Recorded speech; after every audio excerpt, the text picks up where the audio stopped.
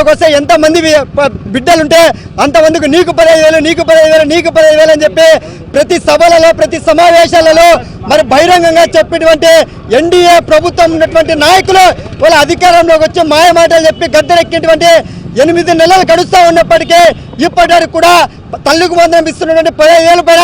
ఏమాత్రం కూడా మాట్లాడుకోకుండా మరి నిన్నటి రోజు జరిగినటువంటి క్యాబినెట్ మీటింగ్లో ఈ విద్యా సంవత్సరం తల్లికి వందనం ఇయ్యము నెక్స్ట్ జూన్ మాసంలో ఇస్తామని చెప్పి ప్రకటించడం జరిగింది. దాన్ని అఖిల భారత విద్యార్థి సమైక్య ఏఎస్ఎఫ్గా ఖండిస్తూ ఉన్నాం. ఇవాళ రాష్ట్ర వ్యాప్తంగా పేద తరగతి మధ్య తరగతి బడుగు బలిగిన చెందినటువంటి చాలా మంది విద్యార్థుల తల్లిదండ్రులు రాష్ట్ర ప్రభుత్వం నుంచి 15,000 రూపాయలు వస్తుంది, ఎంతమంది బిడ్డలు ఉంటే అంతమందికి 15,000 రూపాయలు ఇస్తాయని చెప్పేసి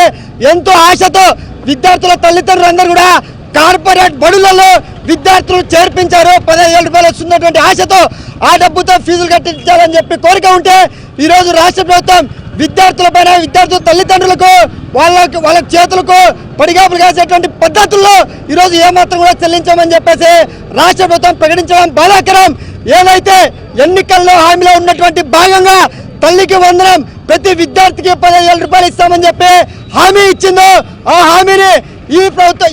ఈ విద్యా సంవత్సరం నుంచే అమలు చేయాలని చెప్పి ఏఎస్ఎఫ్గా మేము డిమాండ్ చేస్తున్నాం. రాష్ట్ర